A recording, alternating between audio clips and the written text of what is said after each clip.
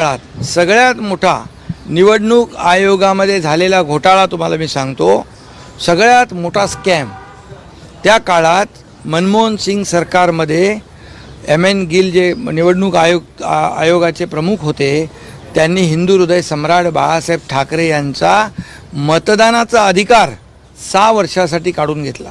हा सगळ्यात मोठा स्कॅम होता आणि सगळ्यात मोठा घोटाळा होता आणि खऱ्या अर्थाने त्या माणसाला काँग्रेसने मंत्री बनवून पारितोषिक दिलं, बक्षीस दिलं।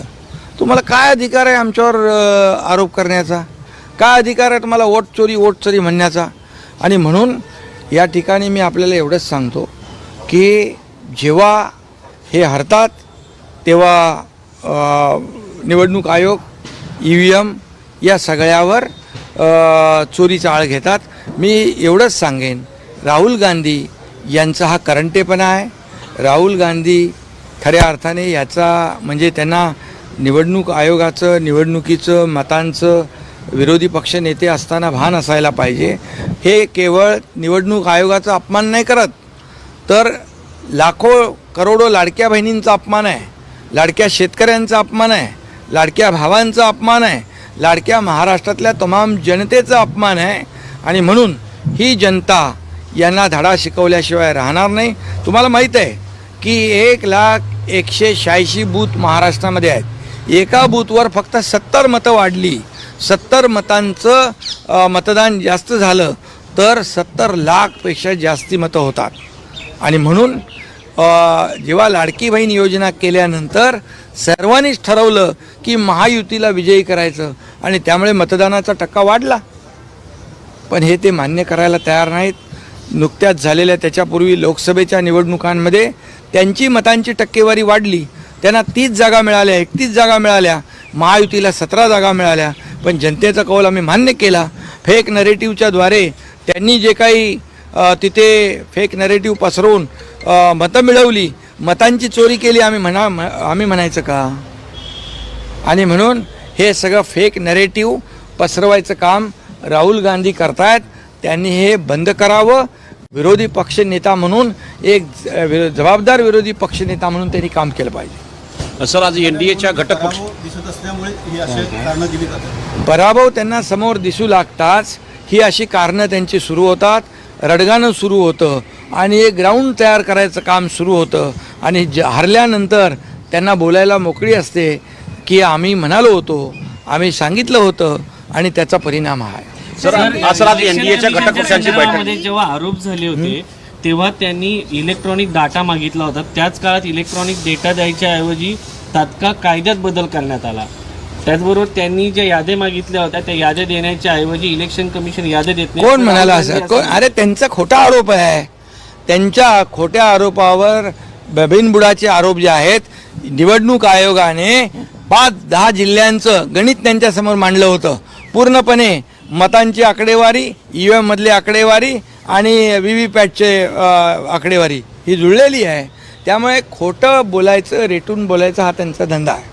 सर, आज NDAची बैठक झाली आणि त्यामध्ये निर्णय घेण्यात आला पंतप्रधान नरेंद्र मोदी आणि सोबतच JP नड्डा यांना अधिकार देण्यात आला आहे उपराष्ट्रपतीपदासाठी उमेदवार ठरवण्याचा।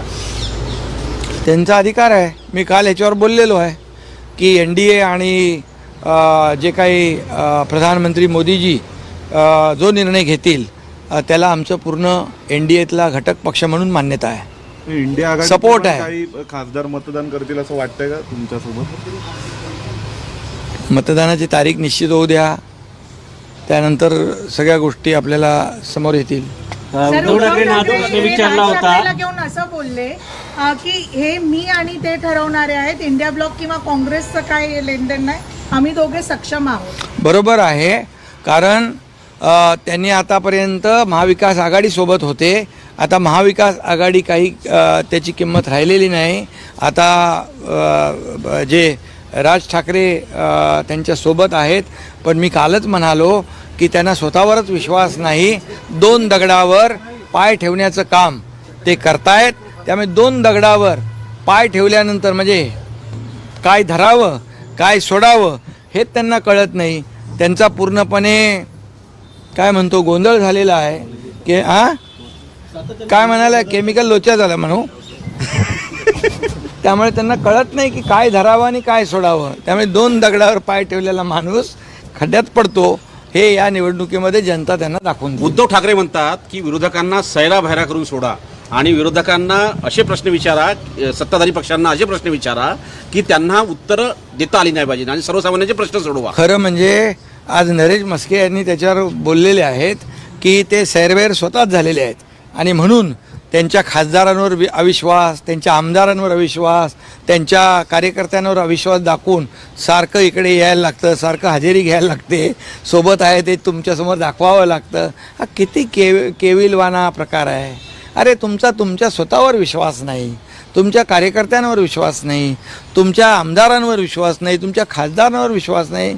हा कसला पक्ष, हा कुठला पक्ष, हे कसलं नेतृत्व, हे महाराष्ट्रातल्या जनतेने त्यांना पुरतं ओळखलेलं आहे. पहिल्यांदाच खासदारांच्या घरी त्यांनी दिल्लीत भेटी दिलेल्या आहेत. या अगोदर अशा पद्धतीने ते कधी भेटी देताना पाहायला मिळाले? ते सर्च ऑपरेशन त्यांचं सुरू आहे. त्यांना वाटतं अजूनही धाकधूक आहे की काहीतरी होईल म्हणून? त्यांना वाटतं त्यांच्या घरात आणखी कोणीतरी दुसरा लपलाय काय. उद्धव ठाकरे यांनी आज पत्रकार परिषद घेतली आणि तुमच्यावर टीका केलेली आहे. तुम्ही दिल्लीमध्ये तुमच्या मालकांना भेटायला येता, तेच मोठे गद्दार आहेत असं देखील त्यांनी केलं. खरं म्हणजे मला तर ते नेहमी तो शब्द त्यांचा परमनंट आहे. जनतेशी गद्दारी हे म्हणजे खऱ्या अर्थाने हा तो शब्द आहे जो गद्दार आणि बेईमान हा त्यांना तंतोतंत लागू होतो. कारण 2019 साली महाराष्ट्रातल्या जनतेने शिवसेना आणि भाजपला मॅन्डेट दिलं होतं, पण यांनी स्वतःच्या खुर्चीसाठी, स्वतःच्या स्वार्थासाठी हे सगळं मॅन्डेट बाजूला ठेवलं. बाळासाहेबांच्या पाठीत खंजीर खुपसला, मतदारांच्याशी बेईमानी केली, दगाबाजी केली, मतदारांशी गद्दारी केली, बाळासाहेबांशी गद्दारी केली आणि भाजपशी तर केलीच केली. आणि म्हणून हा जो काही शब्द आहे त्यांना तंतोतंत लागू पडतो.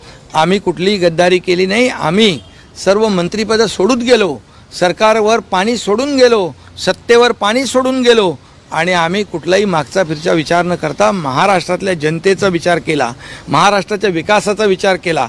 आणि म्हणूनच आम्हाला त्यांनी आमच्यावर बोलण्याचा त्यांना नैतिक अधिकार नाही. कारण आता देखील बाळासाहेबांची गद्दारी करून ते कुठं जात आहेत भेटायला? 10 जनपथला. हे बाळासाहेबांना आवडलं असतं का? बाळासाहेबांकडे सगळे भेटायला येतात, यांना त्या 10 जनपथच्या वाऱ्या करायला लागतात. आम्ही आमचे मालक कोण म्हणता? आम्ही महाराष्ट्रातली जनता जी आहे ती आमची मालक आहे, आम्ही सेवक आहोत. आणि मोदीजी NDAचे नेते आहेत, ते महाराष्ट्राला भरभरून देत आहेत. आम्ही त्यांच्याकडे जातो, कालही गेलो, यापूर्वी गेलो, यापुढेही जाऊ आणि महाराष्ट्राच्या भल्यासाठी जाऊ. तुमच्यासारखं कटोरा घेऊन मला मुख्यमंत्री बनवा, मला नेता बनवा, हे बनवा, ते याच्यासाठी जात नाही आम्ही.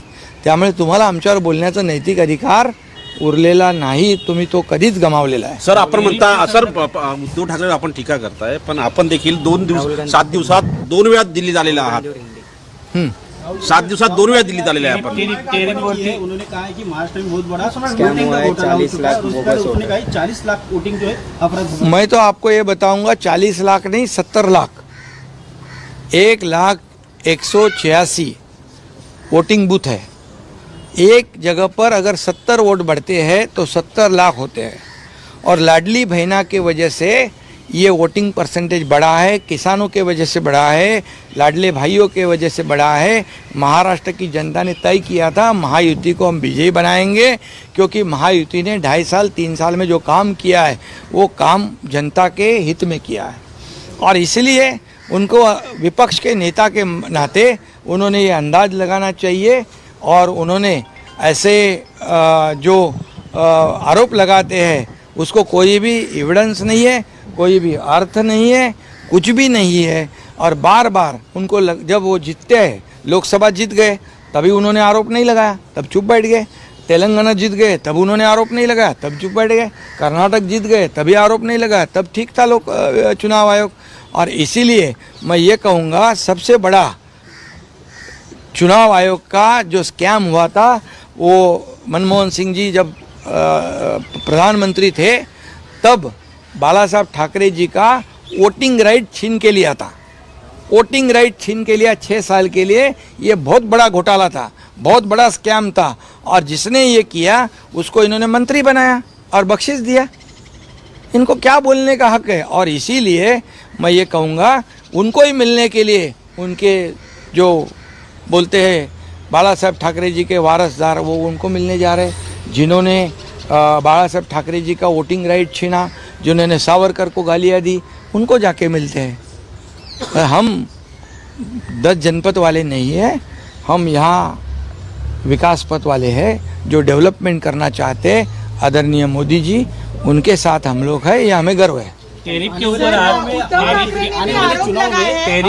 आज प्रधानमंत्री नरेंद्र मोदी ने कहा है, ने भी आरोप लगाए हैं कि इलेक्शन कमीशन पर कि किस तरह से वहाँ पे जो है गड़बड़ी शुरू है, एनआरसी अब तक लागू नहीं किया, तो इन लोग बिहार में किस तरह से आगे है? बिहार में हारने वाले हैं वो लोग, बिहार में वो हारने वाले हैं इंडिया अलायंस। इसके लिए वो अभी से रोना शुरू किया है, अभी से उनका ये रोना धोना शुरू हुआ है। ये ग्राउंड तैयार करते हैं कि हम पहले ही कहा था कि ऐसा होगा वैसा होगा, क्योंकि ये हारने वाले जब आते हैं हारते हैं कि हारने से पहले ऐसे अनाप शनाप आरोप लगाते हो। सर, टेरिफच्या संदर्भामध्ये आज पंतप्रधान नरेंद्र मोदी यांनी सांगितलंय शेतकऱ्यांच्या भविष्याशी तडजोड करणार नाही म्हणून। बिलकुल नाही करणार। पाकिस्तानला जसा धडा शिकवला त्यांनी, कुठली तडजोड देशाच्या सुरक्षेची केली नाही, ईट का जवाब पत्थर से दिया, तसंच शेतकऱ्यांसाठी देखील कधीही प्रधानमंत्री मोदीजी तडजोड करणार नाहीत, कुठल्याही दबावाला भीक घालणार नाहीत। थँक्यू. धन्यवाद. थँक्यू.